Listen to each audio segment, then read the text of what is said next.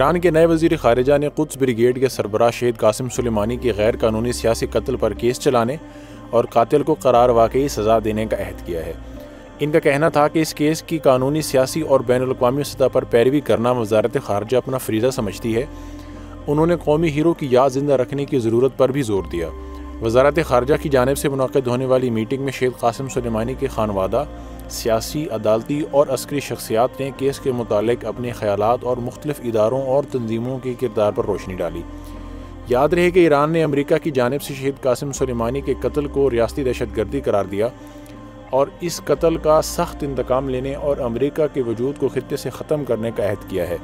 اس واقعہ کے بعد امریکہ کے خطے میں اثر و نفوذ میں واضح کمی واقع ہوئی ہے۔ عراقی پارلیمنٹ نے عراق سے امریکی افواج کے انخلاء کا بل منظور کیا ہے، جس کے بعد امریکہ قانونی طور پر عراق سے انخلاء کرنے پر مجبور ہے۔ افغانستان سے بھی امریکہ ذلت آمیز فوجی انخلاء مکمل کر چکا ہے۔ اسی طرح شام میں بھی امریکی اتحاد شکست کھا چکا ہے۔ عراق میں جنگ عظیم دوم کے بعد 8 جنوری 2021 کو پہلی بار امریکی ایئر بیس پر راکٹ حملے ہوئے، جس میں سینکڑوں امریکی دہشت گرد فوجی واصل جہنم ہوئے۔ ایران تمام فورمز پر امریکہ کو شکست دینے کے درپے ہے، البتہ وہ دن بھی دور نہیں جب قاسم سلیمانی کی شہادت کا انتقام مکمل ہوگا اور خطہ غاصب سے ہونی ریاست اسرائیل اور امریکہ کے نجس وجود سے نجات حاصل کرے گا۔